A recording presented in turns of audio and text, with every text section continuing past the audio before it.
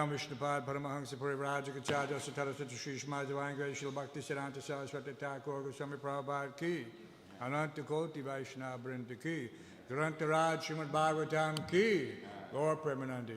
All glories to some devotees. All glories to some devotees. All glories to some devotees. All glories to Shri Guru Shri Gauranga Shri Shri Radha Govinda Deva ki.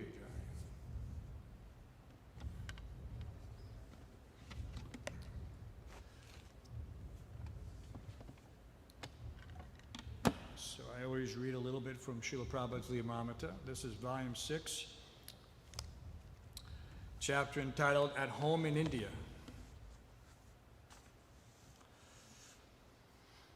We're continuing where we left off.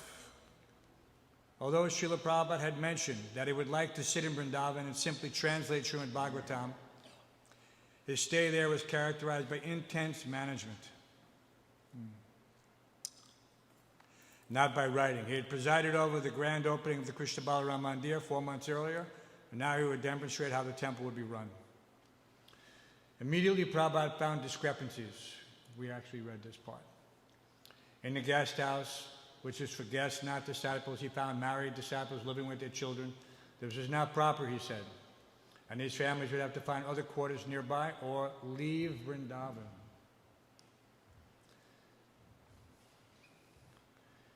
Prabhupada was a difficult taskmaster. A Vaishnava is said to be as soft as a rose and as hard as a thunderbolt.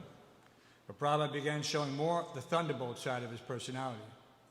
Sometimes a neophyte's conception of the spiritual master that they must always be peaceful and pleased with everything that happens, and that this is a sign of his being situated in transcendental consciousness. The Vaishnava poet Narottam Das Thakur, however, declares that anger may also be used in serving Krishna. Narottam Das gives the example of Hanuman, the eternal servant of Lord Ram, who displayed his greatest anger in fighting against Ravana and the other demoniac enemies of the Lord. Rupa Goswami also wrote in the Bhakti Rasamrita Sindhu that the devotees should not tolerate blasphemy to Krishna or to the Vaishnavas, and that his response might justifiably be transcendental anger. Even Lord Krishna incited the anger of the non-violent Arjuna, inducing him to fight, and that fighting was transcendental, whereas Arjuna's reluctance to fight was material. Among sentimentalists and impersonalists, however, the image persists that a sadhu should never show anger.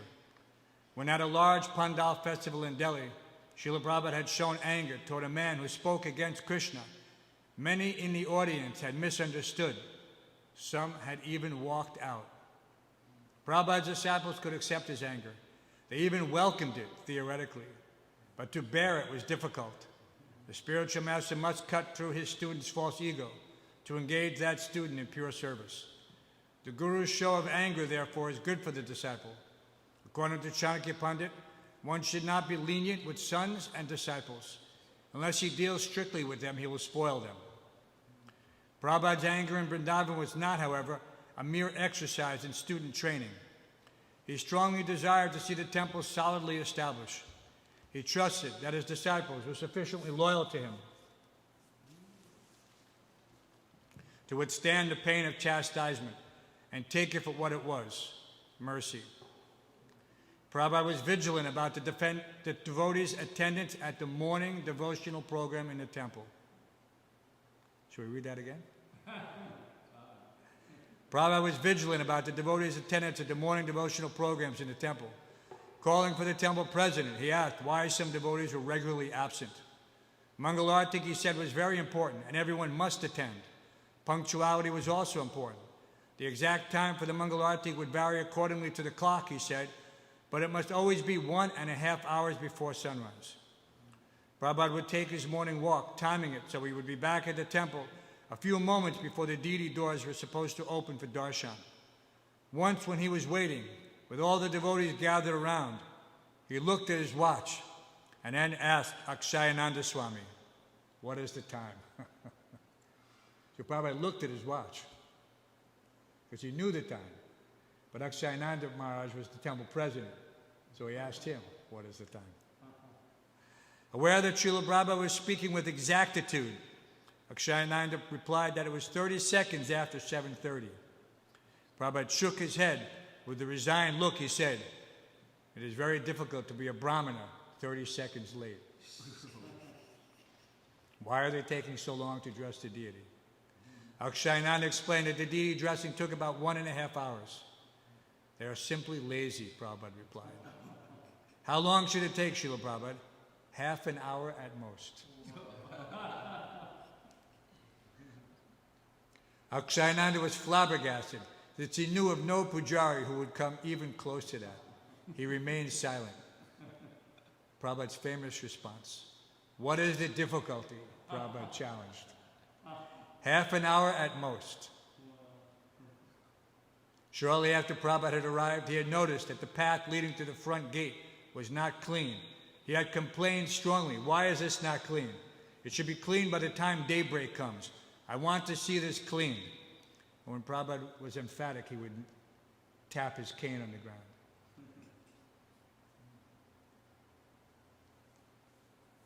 A temple commander, a young Englishman from Australia named Hari Sori, was supposed to supervise all the cleaning, but he had taken much of it for himself. After hearing Prabhupada's remarks about the pathway, Hari Sori had resolved to rectify the problem.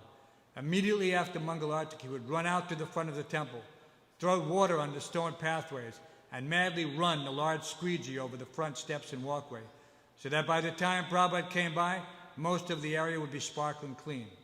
And by the time he would return from his walk, all the outdoor walkways would be clean. Srila Prabhupada didn't say anything further about the walkway, which seemed to be a positive sign. Getting the devotees to ring the bell in the temple dome on time was a major effort for Srila Prabhupada, as was getting them to ring the bell in the temple hall at all. His desire was that the bell in the temple dome should sound the hour and ring once every half hour. If you haven't been to Vrindavan, there's a chowkidar whose job it is to ring the bell every half hour and to ring the hours, one chime for each hour. The grounds watchman or chowkidar was supposed to do it, and Gunarnava was supposed to see that he did it. Gunarnava would later become the TP after Akshayananda. But for weeks there were problems, especially during the hours of the night when the chowkidar tended to fall asleep. So Prabhupada rang the bell 24 hours. It was meant to be rung every single half hour and hour. For Srila Prabhupada, the undependable bell ringing revealed much about the overall temple management in Vrindavan. He made it clear, "I am judging the management of this temple by the ringing of the bell." If the night watchman was sleeping, and if the temple leaders could not execute a simple order, how would the temple and guest house, with all their complexities, operate smoothly? Akshayananda Swami and Gunarnava sometimes thought that they would never solve the problem of the bells, especially since they had already had so many other things to do. But Srila Prabhupada was relentless. Whenever the bell missed by even a few minutes, he would demand to know what was wrong. During the night, he was usually the only one not sleeping. But he would wake Akshayananda or others and reprimand them if the bell failed. One night at midnight, he woke Harikesh, his traveling secretary. "Do you hear that?" demanded Srila Prabhupada. Harikesh strained to hear. "I don't hear anything." "You can't hear it?" repeated Prabhupada. "I'm sorry, but I can't hear anything." "That's right. Go out there and wake up the chowkidar and make him ring the bell." Prabhupada had a sense of humor, too. Harikesh went out into the darkness, woke the sleeping chowkidar, got him to ring the bell, and then returned to sleep. And so did the chowkidar. At 12:30, Prabhupada again rang. "Did you hear it again?" "No, Srila Prabhupada," said Harikesh. "So go out and wake him again." In addition to getting the temple dome bell to ring on time, getting both the bells to operate properly was also a problem. The bells were of heavy brass, worked by a rope. Prabhupada wanted the bell in the temple to be rung constantly during the arti. It took weeks for Gunarnava to arrange it. And the bell in the temple dome was particularly difficult since the rope rubbed on the stone walls and soon snapped. The thicker rope Gunarnava got simply spoiled the clarity of the chime and made the ringing uneven, which Prabhupada immediately noticed. Gunarnava tried a chain, too heavy.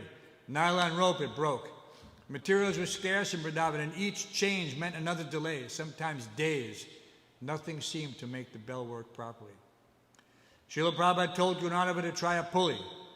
Somehow Gunanava couldn't surrender to that particular instruction. He thought the rope would just jump the track. One of the devotees did purchase a pulley, but Gunanava said it was useless. When Prabhupada called Gunanava to his room and demanded, "Where are the pulley wheels?" Gunanava said he had sent them back. "You rascal," he shouted. "I am asking for pulleys and you are sending them back?" Gunanava apologized, ran out and got a pulley. It didn't work. Then he got the idea of designing a bracket with a hole in it. The next morning, Prabhupada came out of his room, walked around to the front of the temple to check the bell. For Gunanava and others, the whole affair was becoming unbearable. "Let us hear the bell," said Srila Prabhupada. Giving mighty tugs to the rope, a devotee rang the bell again and again. "No, that's wrong," said Prabhupada. Gunanava showed Prabhupada the wooden bracket arrangement, and Prabhupada thought it was a good idea. Gunanava even tried to improve it by greasing the hole, and it worked for a while, but then the rope snapped again. We'll leave it there. Prabhupada nectar. That's the other story, Prabhupada saying, "Do you see it?" Everyone heard that story? Do you see it? You must have heard that story, no? Do you see it?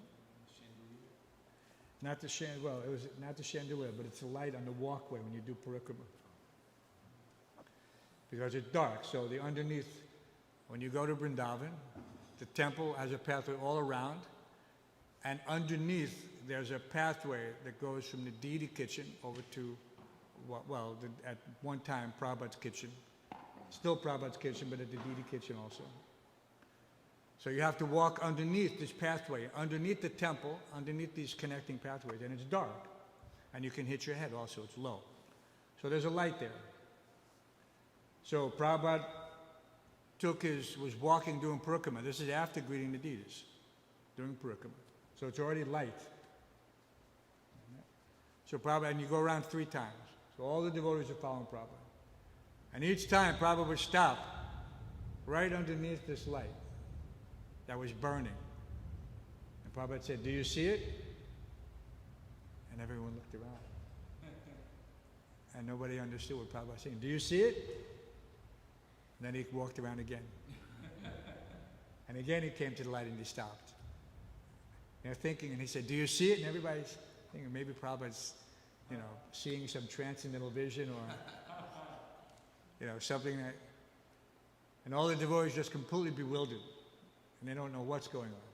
And again, for the 3rd time, Prabhupada comes and he says, "Do you see it?"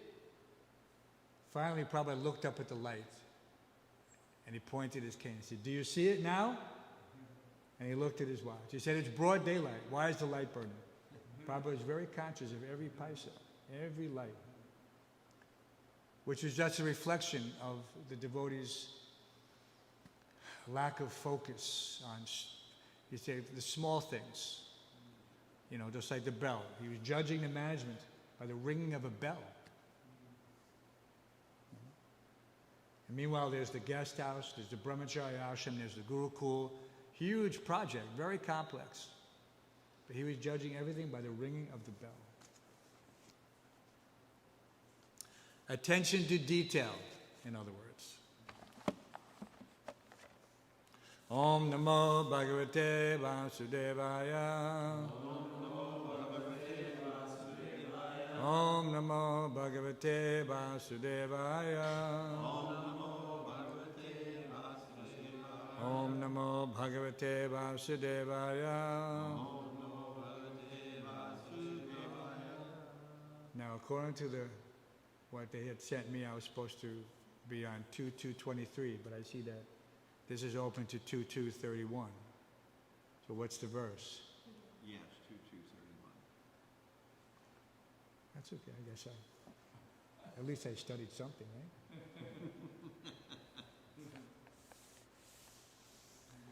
Tenat manat manam upaiti shantam anandam anandamayo Vasane Etang Gating Bhagavatim Gato Ya Sa Vai Puna Neha Visajjate Anga. And this is the way Prabhupada would chant in the class. He would have everybody say the single words first, and then he would repeat the sentence. Tenat manat manam upayati shantam. Tenat manat manam upayati shantam. Anandam anandamayo vashane. Etang gatim bhagavatim gatoya. Savai punaneya visajjatenga. Savai punaneya visajjatenga. Please chant. Tenat manam upayati shantam. Anandam anandamayo vasane. Etang gating bhagavating gatoya. Savai punaneha visajjatenga. Tenat manamanam upayati shantam. Etnandamandamayo vasane.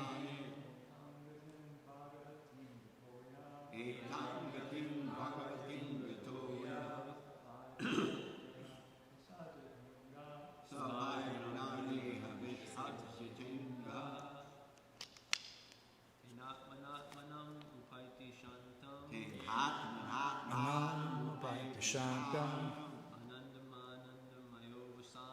Anandam anandamayo vasane. Etang gating bhagavatim gatoya. Savai punane abhisajjatenga. Ladies. Tenat manat manam upayati shantam. Anandam anandamayo vasane. Etang gating bhagavatim gatoya. Savai punane visajjatenga. Tena, by that purified. Atmana, by the self. Atmanam, the super soul. Upayati, attains. Shantam, rest. Anandam, satisfaction. Anandamaya, naturally so being. Avasane, avasane, being freed from all material contamination. Etam, such. Gatim, destination. Bhagavatim, devotional. Gata, attained by. Ya, the person. Sa, he. Vai, certainly. Punak, again. Na, never. Iha, in this material world. Visajjate, becomes attracted. Anga, O Maharaj Parikshit. Translation and purport by His Divine Grace, A.C. Bhaktivedanta Swami Prabhupada. Only the purified soul can attain the perfection of associating with the personality of Godhead in complete bliss and satisfaction in his constitutional state. Whoever is able to remove such devotional perfection, whoever is able to renovate such devotional perfection, is never again attracted by this material world, and he never returns. Please repeat. Only the purified soul can attain the perfection of associating with the personality of Godhead.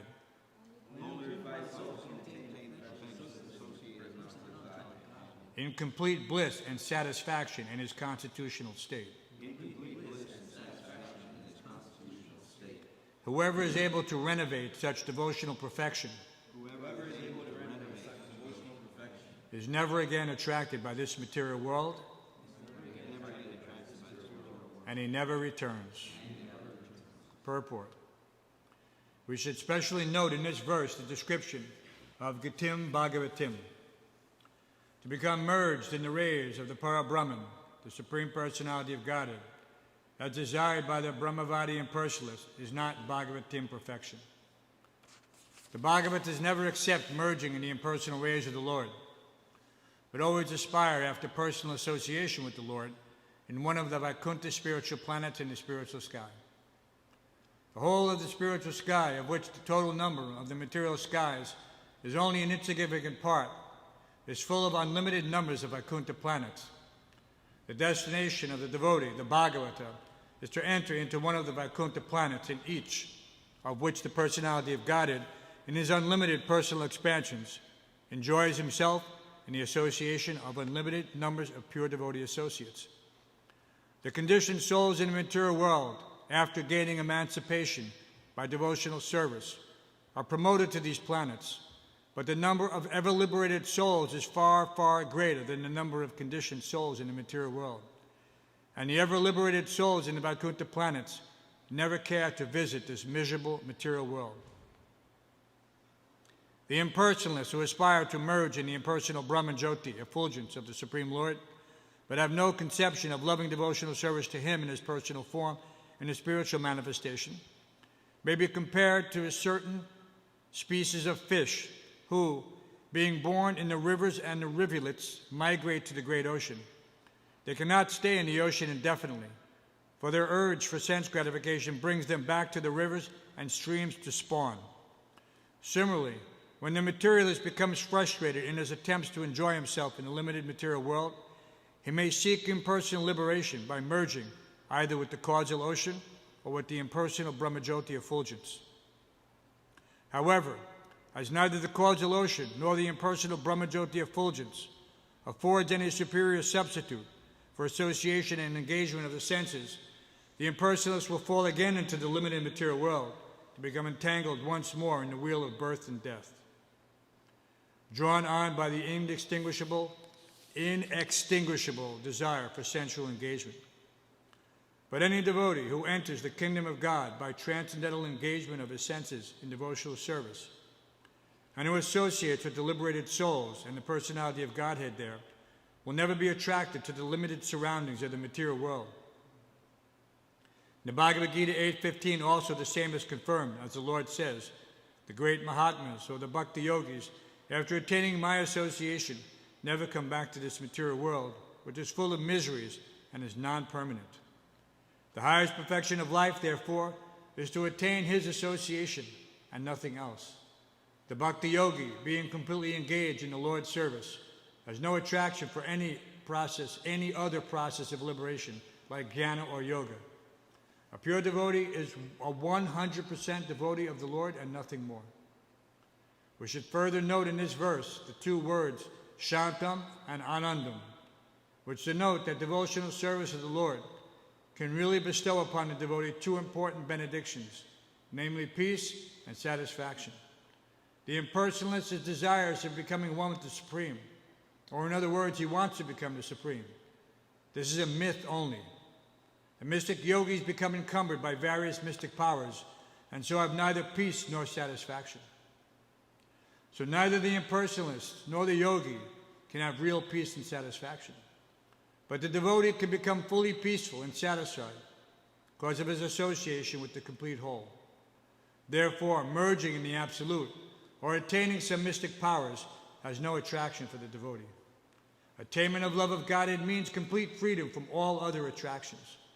The conditioned soul has many aspirations, such as becoming a religious man, a rich man, or a first-class enjoyer, or becoming God himself, or becoming powerful like the mystics and acting wonderfully. by getting anything or doing anything. But all these aspirations should be rejected by the prospective devotee who actually wants to revive his dormant love of God. The impure devotee aspires after all the above-mentioned material things by perfection of devotion. But a pure devotee has none of the tinges of the above contamination, which are the influence of material desires, impersonal speculations, and attainment of mystic powers. One can attain the stage of love of God by pure devotional service or by a learned labor of love for the sake of the devotee's lovable object, the personality of Godhead. To be more clear, if one wants to attain the stage of love of Godhead, he must give up all desires for material enjoyment. He should refrain from worshiping any of the demigods, and he should devote himself only to the worship of the Supreme Personality of Godhead. He must give up the foolish idea of becoming one with the Lord and the desire to have some wonderful powers just to get the ephemeral adoration of the world. The pure devotee is only favorably engaged in the service of the Lord, without any hope of emolument. This will bring about love of Godhead, or the stage of Shantam and Anandam, as stated in this verse. Om Jnanatam Randasya Gananjana Shlakaya Chakshu Amritamina Tasmai Shri Gurave Namaha Mukam Karoti Vachalam Pangum Lankayate Gurum Yakripatamaham Bande Shri Gurum Dhyanatanam.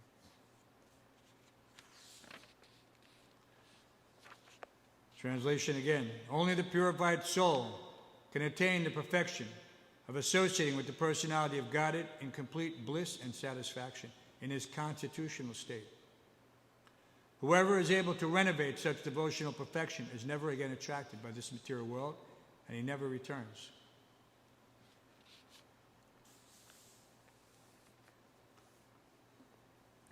Interesting shloka, if not slightly controversial, in the mood of those who consider that the condition of the soul is marginal.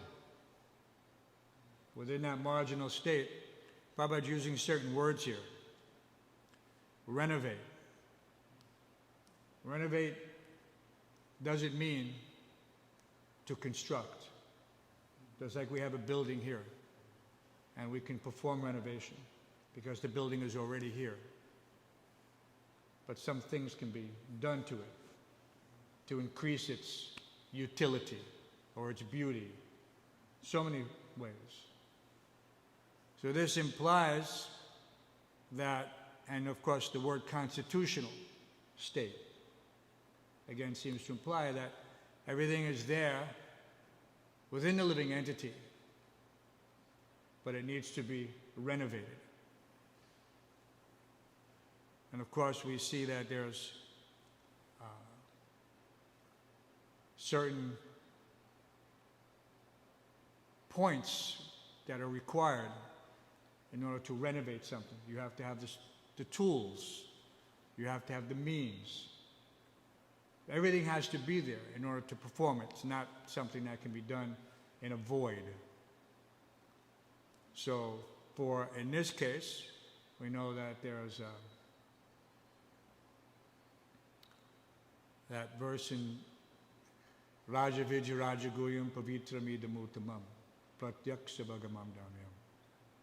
So this pratyaksha, this practical realization, it has to have some source. It doesn't come from nothing.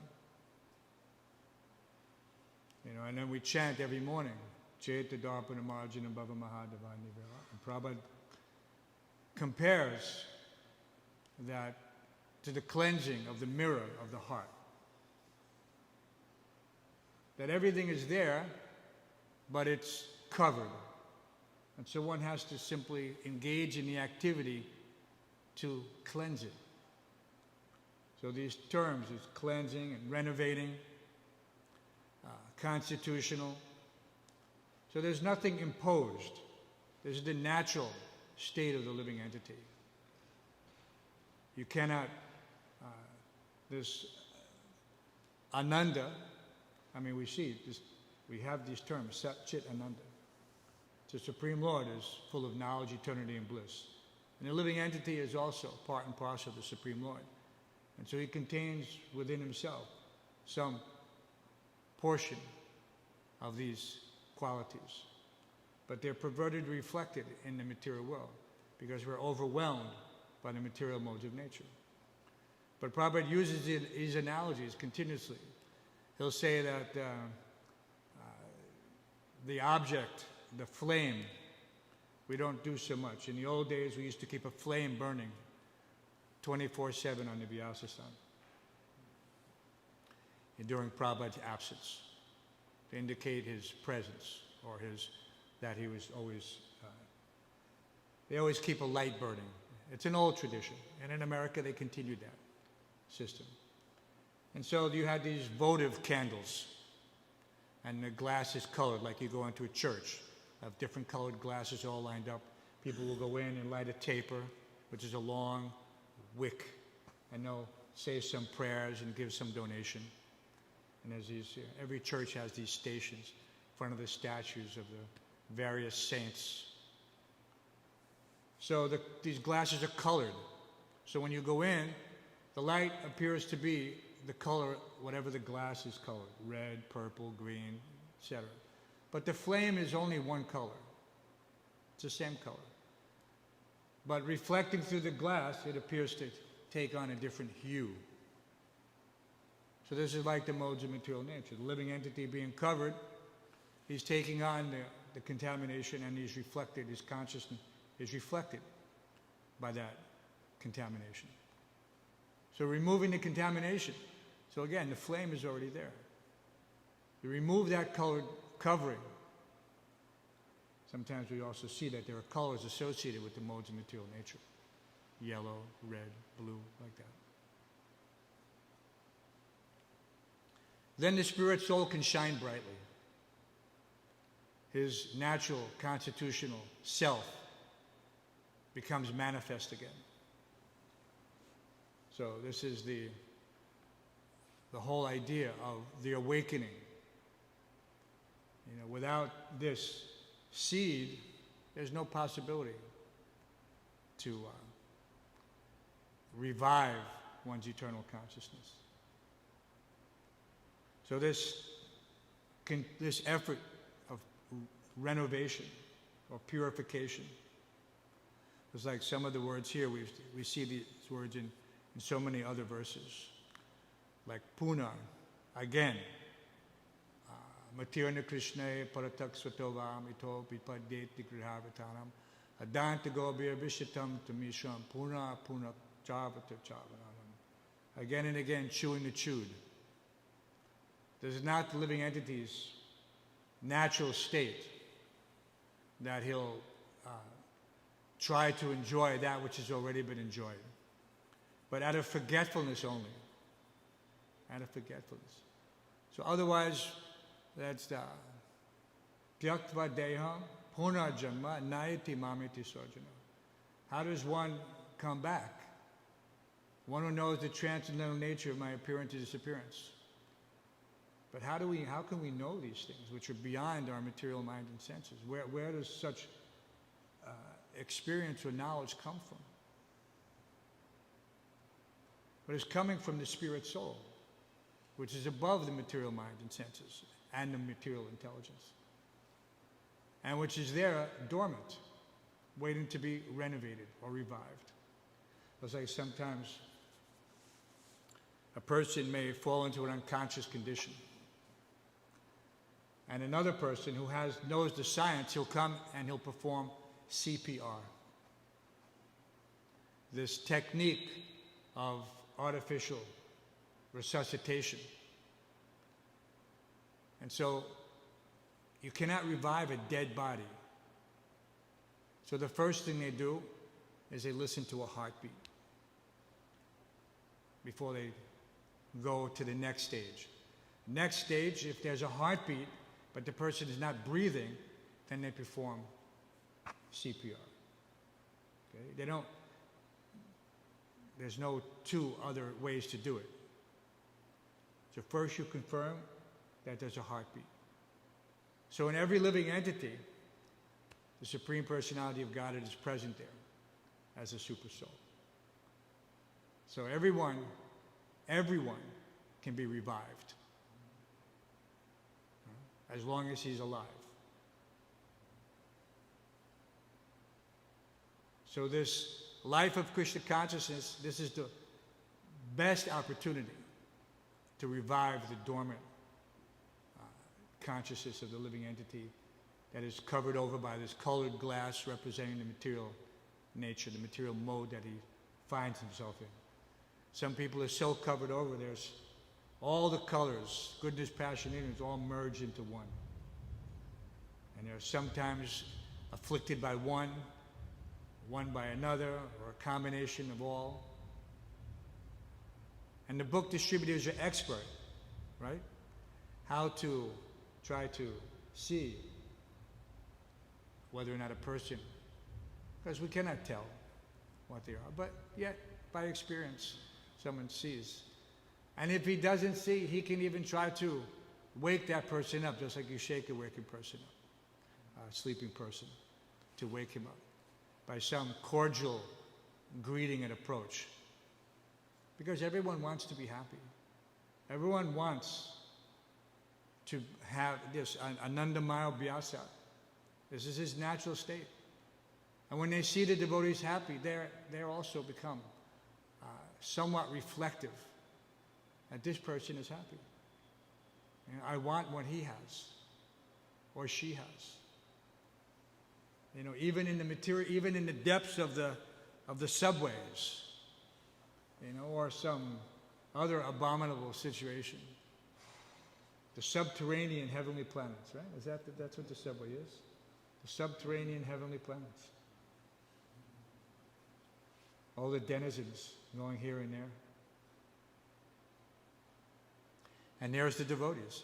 So the devotees don't mind whether they're in hell or heaven, as long as they can speak about the glories of the Lord and try to effect some change on those unfortunate souls who have forgotten their constitutional position and relation with the Supreme Personality of Godhead. This is verse. Prabhupada speaks this is 2 full pages of purport, quite long. You know, for Prabhupada, you know, sometimes some of the pages, some of them, and these purports have been long, for the most part, except the one I studied for. It's very short.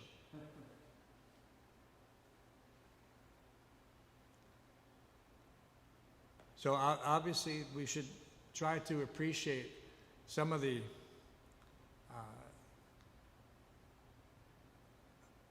how can you say? They're not hidden meanings. They're quite clear, but depending on a devotee's perspective. And this is why we should try to take shelter of Srila Prabhupada's books, and those who read Prabhupada's books why do we say, Shrinvata Swakata Krishna Punya Shravana Kirtana Ridyant Takstoya Bhadrani. We have to have this hearing which is purified.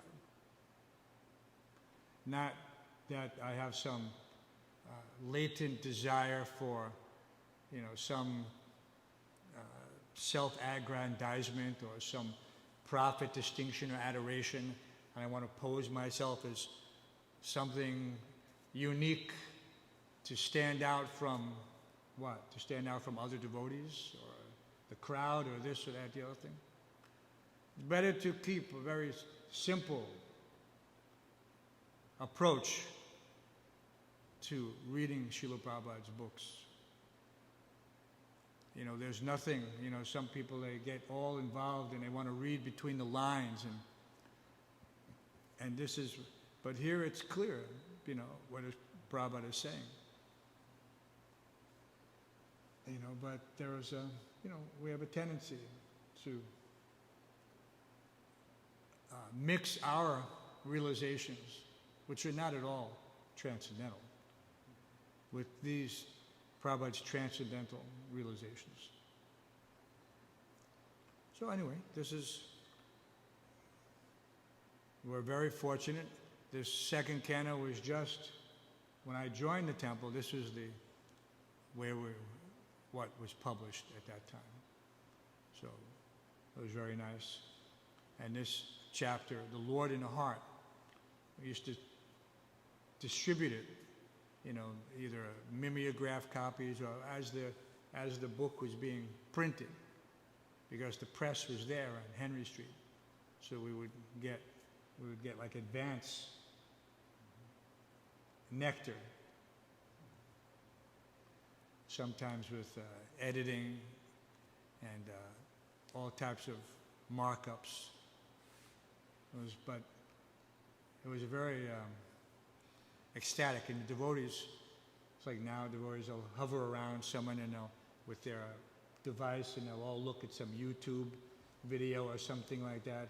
In those days, there was nothing like that. So, but when these were passed around, everyone would huddle around and try to get the nectar that was coming from Prabhupada's transcendental realizations. And in this way, everyone was completely satisfied.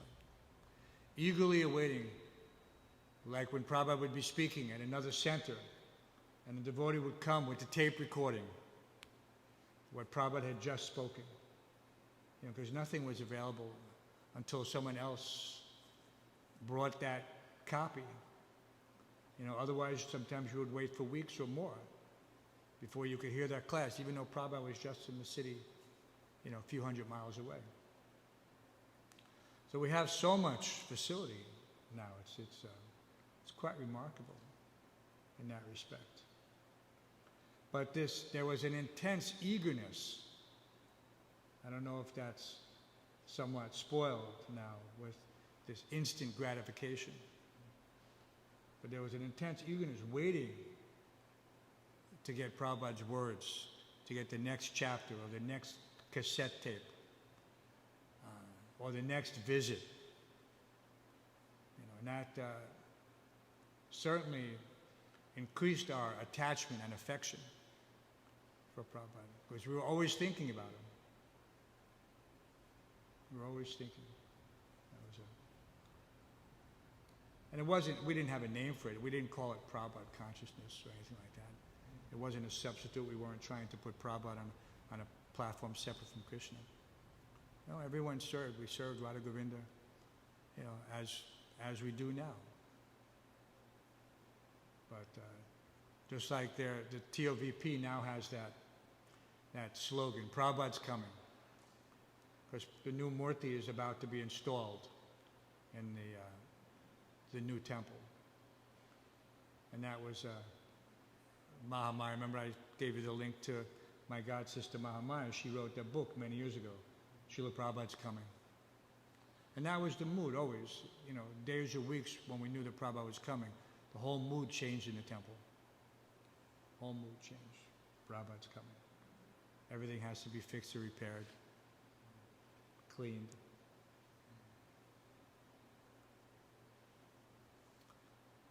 So are there any questions or comments? Yes, Boo. So it says in the purport that the Lord bestows two important benedictions, namely peace and satisfaction. And this is generally like, how we preach to people saying like there's no peace in the material world, everything's temporary, so go to the spiritual world. And then we hear about the spiritual world, and we hear about Mother Yashoda always worrying about Krishna, and he's like almost getting killed all the time, and then he has to tie him up because it's so dangerous, and so many different things, the gopis, and everyone's always in anxiety. So it seems like a paradox or a contradiction. Well, it is. It's a paradox for us to appreciate how Krishna performs his pastimes and go cool. And that's why he comes in the material world, because this doesn't exist in Goloka or the Vaikuntha's. But in order to renovate the living entities, he comes to give us subject matter, just like we're reading in Madhya Lila chapter 8 now, talks between Lord Chaitanya and Ramananda Roy. And Ramananda Roy was beginning on the very, with the Varna ashram, and then to this, and then to that. And now they're in the talks about the transcendental loving exchanges of Krishna and the gopis, especially Aradhana, Srimati Radharani. So these things, these pastimes, not things, these pastimes are taking place eternally in the spiritual world, in Goloka. And at the same time, they're having their reflection with a different taste. Because rasa means taste. You know, so Krishna's leelas, they're not hackneyed or, you know, how can you say, repetitive. You know, someone's thinking, oh, Krishna's doing this Ras dance again. No, this eternal activity is ever fresh because that is the nature of spirit. And we're meant to take the hint from that. Just like we're chanting the holy name. Now, it may seem to others outside, people sometimes accuse us, are you just mindlessly chanting this repetitive name? What is it? You know, you're just brainwashed. Because they can't enter into the nectar that's there through this chanting. And they can't feel the effect. Even if we haven't experienced the bliss of the chanting, we all have experienced the result of the chanting and how it's cleaned and cleared the consciousness. This clearing stage is one of the first, you know, realizations that a devotee gets. He realizes so many things that he didn't understand previously about himself. I'm not this mind. I'm not this body. I'm not these senses. You know, and how does one get to that state? You know, pratyaksha bhagamam dharmyam susukam kartamyam, by practical realization. You know, so we don't. But yes, these wonderful pastimes in Gokul that are taking place, that are just a play, and which is why they call them Leela, are there for us to renovate our consciousness, to focus on that which is eternal. It may seem, because it's happening, it's also, Prabhupada said, when Krishna's pastimes in this universe are finished, they continue in another universe. So they are eternal, and they're going on eternally. You know, and that, and the interesting thing is that, you know, here in the purport it says that the nitya, these siddhas, these eternally liberated souls, they far outnumber the conditioned souls in the material world. But yet, these souls of which we are counted in this material world, we have the opportunity to essentially enter into the Lord's pastimes here. And there are those in the Vaikuntha planets that don't have any appreciation of the Lord's leelas. They know that Krishna is God. There's no anxiety. But these pastimes of Krishna are not available to even some of the residents in Vaikuntha, or on Saktiloka, or Tapaloka, any of those. You know, you see, sometimes we see in Vaikuntha it's described as such opulence there. And there's a presiding deity. He's there, but everything is in awe and reverence. And it's Lakshmi Narayan, and they're just worshipped in such a state, you know, that there's, you know, where is this? How are we so fortunate to have appreciation of, like Ramananda Roy talking to Lord Chaitanya? We're reading the most intimate pastimes of what is the nature of this conjugal. And it's beyond, you know, just a material appreciation. And one has to completely leave behind all of his misconceptions in order to appreciate these pure discussions. All material conceptions have to be dropped. But it's difficult, you know, we see, we're still conditioned. But Prabhupada told us to read 10th canto, read Krishna book, to become free from lust. And it would seem just the opposite. You're reading about these pastimes, the Supreme Lord dancing with these other young girls on the full moon night on the bank of the Jamuna. Sounds like, you know, a party to me. But no. This is the highest realization that one can attain. But only according to our ability to hear things purely. So, you know, it's I have a way to go. I know all you younger generation are already very far above us. Yes, Krishna Keeper. There's a lot of, had a lot of interesting thoughts that are related to things you said. My hearing about from Srila Prabhupada and his disciples recently, one point Prabhupada has made it proof that we have this natural attraction is that we knew nothing about Krishna, before we encountered Srila Prabhupada in this movement, and we become so much devoted to Krishna. And that's evidence that Krishna is not just some Hindu god, because we had no inclination for that, but because we all have some natural attraction to Krishna, proof that this is a reality. And so that was one thing. Another thing, you're talking about how that we can perceive the cleansing of the consciousness. And it reminds me of this story. The first time I ever went to Tompkins Square Park, I had a flight to London that evening. I was talking to somebody at the Bhakti Center, and he was saying that you should definitely go to Tompkins Square Park if you've never been before you go off to Europe. And this is a great opportunity. How can you miss this? So I went there with my harmonium, and I sat on the bench by the tree, and I chanted for like 20 minutes. And this guy, maybe in his 50s, was reading the book about 20 feet away, came up to me and said, "Thank you for cleaning the air by your singing."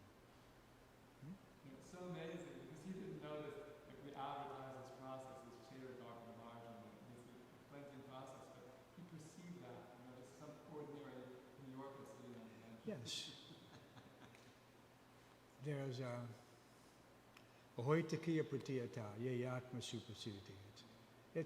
We're not doing this, hopefully, for our own, like I said, for someone to come over and praise us for our singing, but to appreciate why and what the effect is, to realize that that's being done in a mood of charity and as an offering to the Supreme Lord. That's takes some recognition and realization. And and that is an affirmation that we're doing it in the correct mood. That we're not just doing it to, because we have to do it, or because but because we want to please the Lord. That we're reading yesterday, or the day before yesterday in Chaitanya Charitamrita, that Markin Bhagavatam, when Prabhupada wrote that, it's the day after he arrived in Boston Harbor, the day before he arrived at Brooklyn Marine Terminal. So and he says, "Lord, make me dance, make me dance, make me dance as you like." And that's paraphrased from that verse in Madhya Lila chapter 8. That Ramananda Roy is telling Lord Chaitanya, "But you're making me dance, and you can make me dance as you like. You're putting the words in my mouth." So Prabhupada was paraphrasing that. We can understand how Prabhupada was so, absorbed in Chaitanya Charitamrita. When he was, sometimes he called it his only solace. So who can imagine what nectar is there? So we have to just, and it doesn't seem like, when you're reading Chaitanya Charitamrita, it doesn't seems to be,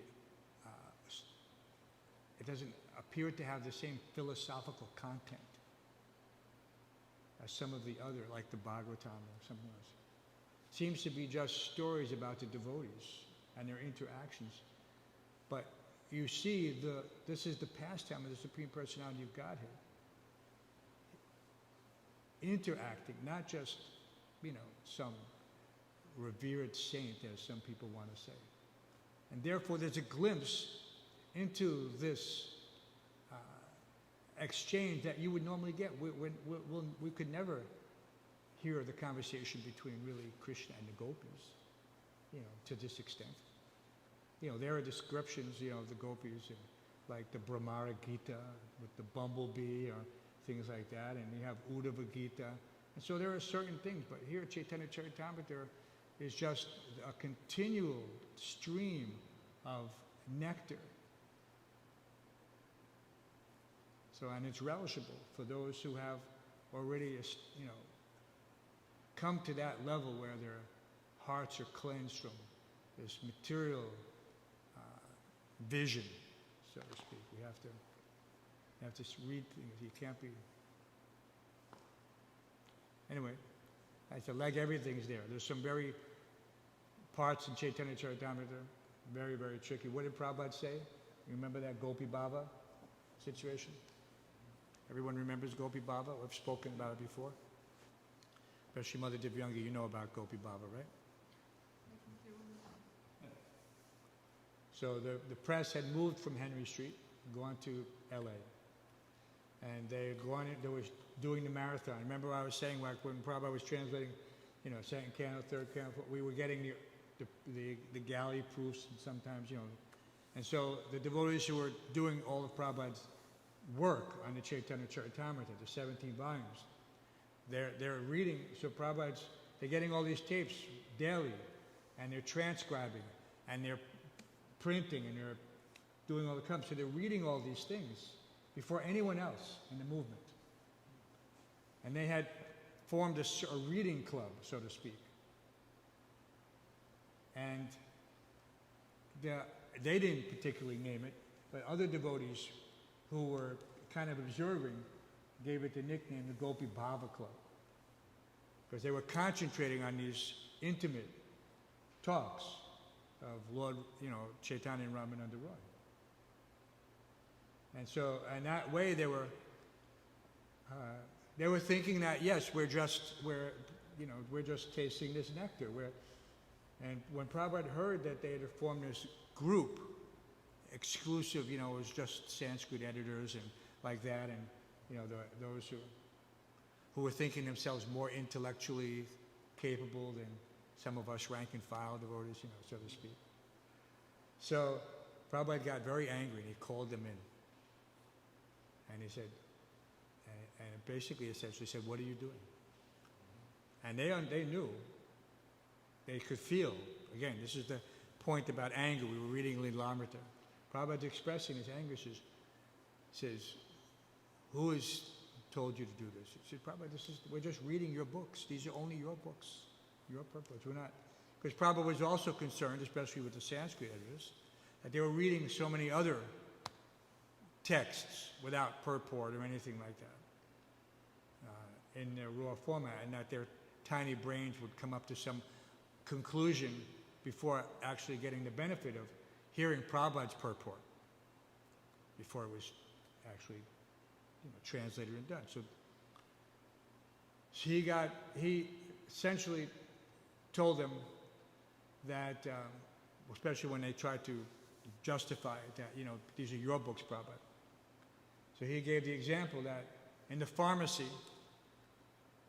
there is medicine on all the shelves. You cannot just go in there and self-prescribe and take whatever you want and just, self-medicate. So you can't self-prescribe and you can't self-medicate. So it has to be done by a physician and the pharmacist, the person who knows. So in these books, he was saying everything is there, up to the topmost realization. We can understand that, we see that, what did Prabhupada describe about that? Why is the Bhagavatam attractive to those self-realized souls? Because this is in itself transcendental. And for those who are on that state, there's no difference. And it's every page is samadhi. So he said to them, he said, he was so angry, he pounded on the desk. And he said, first deserve, then desire. So first you have to show by your surrender to the spiritual master, by your adherence to the basic principles. That's why they call it Vaidhi Bhakti. we don't think that we're on the Raganuga spontaneous platform. Just because I go out of my way to pick up a piece of trash on the floor doesn't mean that's spontaneous love of God. No. I mean, there's something that shows that I have a little consciousness, like ringing the bell. But, one cannot extrapolate and think that, now I must be a pure devotee. I didn't have to do that, but I did it anyway. No, just, we have to.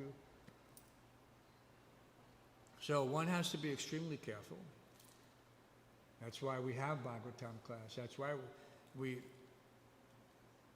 take shelter of each other, and we don't try to jump over the head of the spiritual master. We stick to his purports. He told us that on 55th Street in 1976 when he came. He was talking about how he was discussing Srila Bhaktisiddhanta Saraswati Thakur. And because, some of the devotees, Prabhupada authorized us to read Brahma Samhita, which is translated, which is given to us by Srila Bhaktisiddhanta Saraswati Thakur. There was no, Prabhupada hadn't done it. The book we have today is still not. This is only by Srila Bhaktisiddhanta Saraswati Thakur. And whenever the devotees would go to India, we would pick up all these books by Srila Bhaktisiddhanta Saraswati Thakur and bring them back with us, and we would read them. And so some Prabhupada would hear, and he said, sometimes the grandfather is more merciful than the father. He said, sometimes. He said, but you should never jump over the head of the spiritual master. Very clear. You never jump over the head of the spiritual master. So that should not be done. There's a tendency sometimes, I haven't read all of Prabhupada's books, but yet I'm reading this, and I'm reading that, and I'm reading this, and I'm reading this, so many other things. But yet I haven't finished all of Prabhupada's books. And what to speak of having finished them, I haven't understood them. I mean, I've turned the pages and I've looked at the words, but have I understood them? And understanding them means, can I get the chowkidar to ring the bell every hour and every half hour?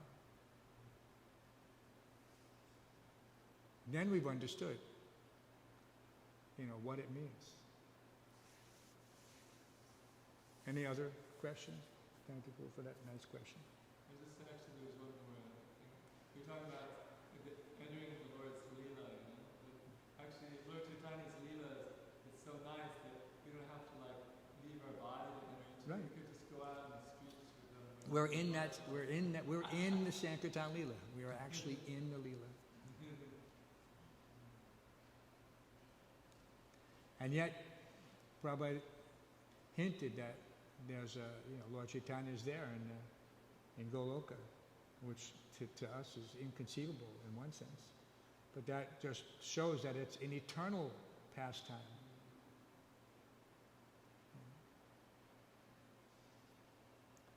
Any other? Śrīmad-Bhāgavatam ki, Shri Radha Govinda Dev ki, Srila Prabhupada ki.